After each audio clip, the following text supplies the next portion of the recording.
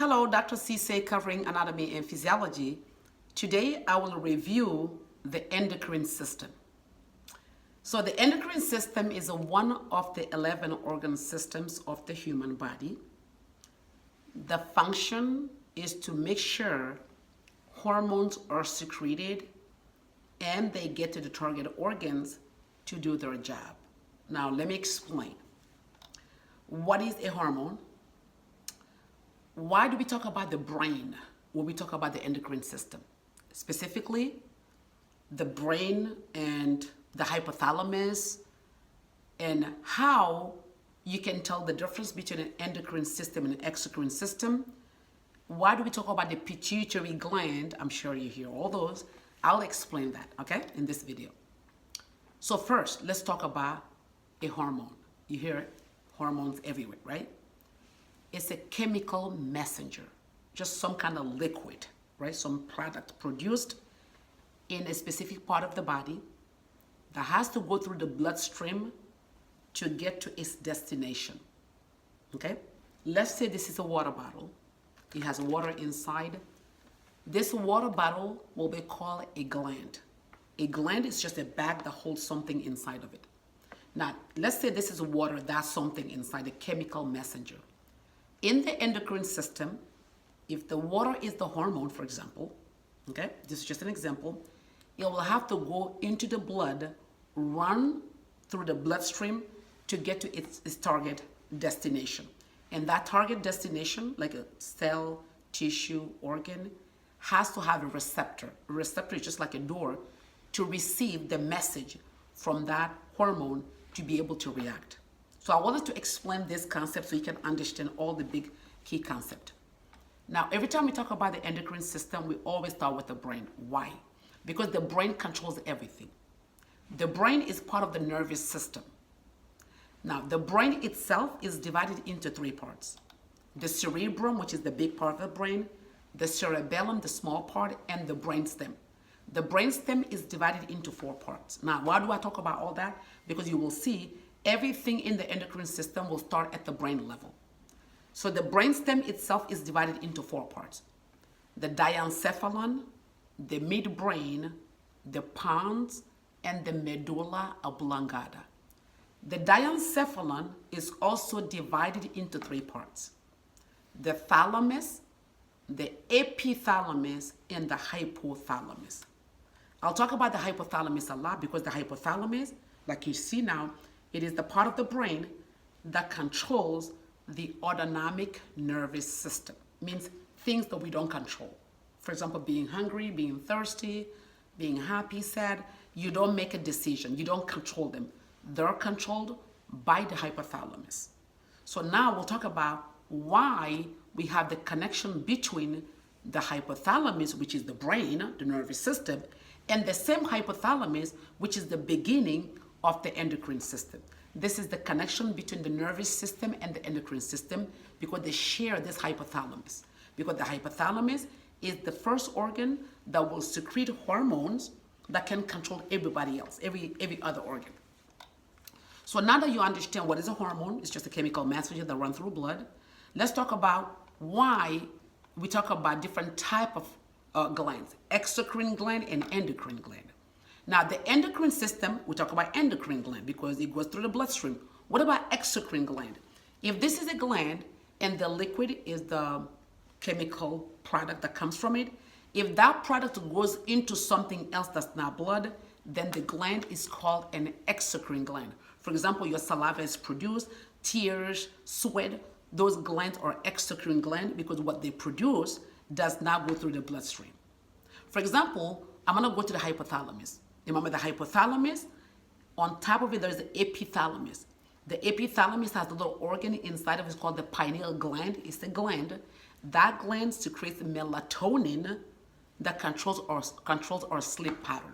So the pineal gland is in the epithalamus, which is part of the diencephalon, which is part of the brain, that secretes a hormone called melatonin that controls our sleep pattern. Next concept to understand is the hormones that are secreted by the hypothalamus. Now, the hypothalamus, even though it's part of the brain, it's part of the nervous system, it is part of also the endocrine system. The hypothalamus secretes 8 types of hormones. I'm going to make you an acronym so you can memorize it with the 8 type. I call it the GGC STOP A. GGC STOP A. Gonadotropin releasing hormone, growth hormone releasing hormone, corticotropin releasing hormone, somatostatin, or growth hormone inhibitory hormone. It's the same thing. Somato means soma, means the body. Statin means stop the body. Or growth hormone inhibitory. It means it stop the growth hormone. Thyrotropin releasing hormone, oxytocin, prolactin inhibitory hormone, also called dopamine, and antidiuretic hormone. So those are the 8 hormones that are secreted by the hypothalamus. You see, it's part of the brain. It secretes hormone, so it's part of the endocrine system. Now, these the 8 hormones are divided into 2 groups. Some of them are releasing hormones. Some of them are inhibitory hormones. So releasing hormones means that when the hypothalamus secretes releasing hormones, those hormones will go down to the pituitary gland to tell the pituitary gland to secrete another hormone. That's why it's called releasing hormone.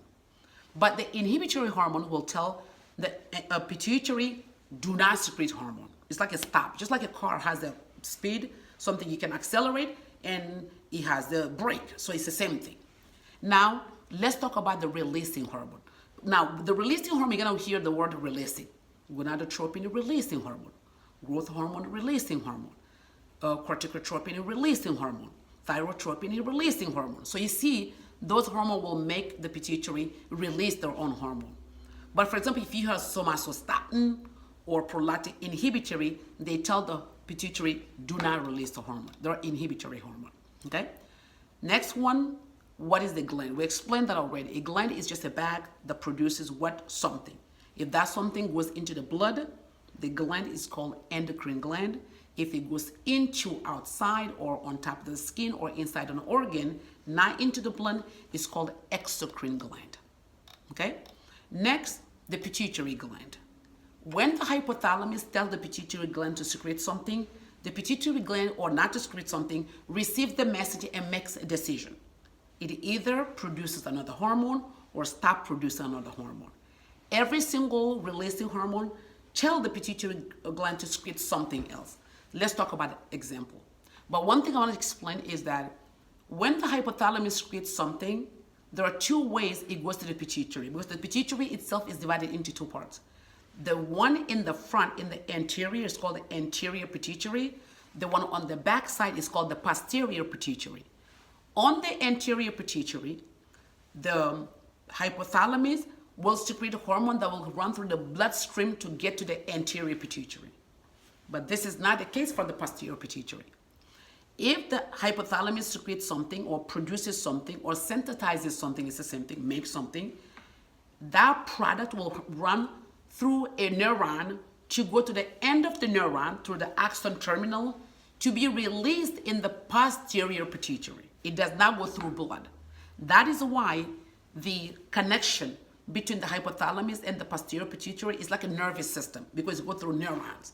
But from the hypothalamus to the anterior pituitary, it goes through the bloodstream. That's not through neuron. So what are the hormones that are secreted in the posterior pituitary? Oxytocin and antidiuretic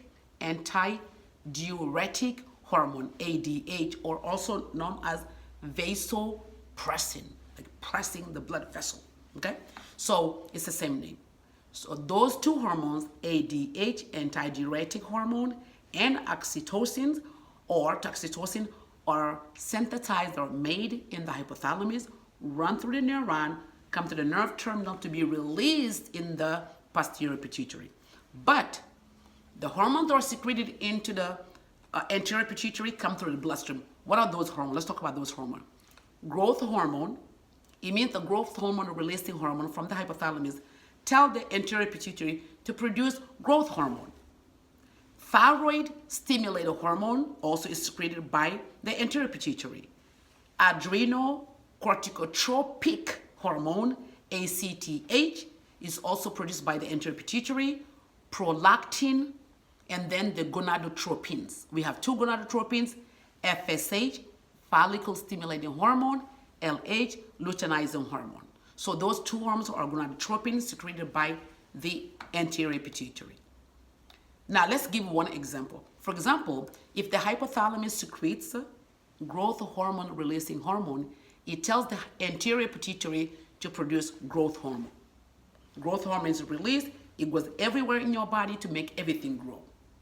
Another example, if for example the hypothalamus secretes corticotropic releasing hormone, it tells the anterior pituitary to produce ACTH.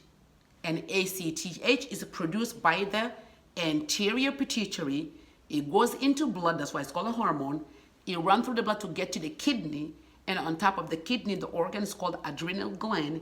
It goes to the top of that gland called the cortex of the adrenal gland to tell the adrenal gland to secrete other hormones. For example, glucocorticoid. So glucocorticoid. So the glucocorticoids are secreted by the adrenal cortex because they receive the message from the anterior pituitary, adrenocorticotropic hormone, ACTH, which also receive a message from the hypothalamus, corticotropic releasing hormone. Now you see how the corticotropin releasing hormone, adrenocorticotropic hormone, and the cortisol, for example, or some other hormone from the cortex of the adrenal gland will be connecting to each other. So they talk to each other. It's called a feedback system. That means one is released, tell the other one to release. If it's too high, tell the other one to lower down. So that's called a feedback system. So what happens? Because every hormone will stimulate the other hormone or inhibit it to give a message to that gland to be able to secrete. One example we're going to give also is the thymus. The thymus is an organ on top of the heart, thymus. It is an endocrine gland that also secretes hormone, thymopoietin, thymolene. It is the place where also some white blood cells get trained to be strong enough to be able to recognize, bacteria or other things to kill them in the thymus. You see how the endocrine system is related to the immune system? Because one of the organs, the thymus, is the place where the immune cell, the cell that defends the body, get to be trained to be grown to be strong, to be able to recognize bad guys that come, to come to the body. So that's why the thymus is the place where the T lymphocyte, which is the type of white blood, grows. Now let's talk about the thyroid gland and the parathyroid gland. So the thyroid is in the throat. What gland is secreted by the hypothalamus or by the pituitary to tell the thyroid?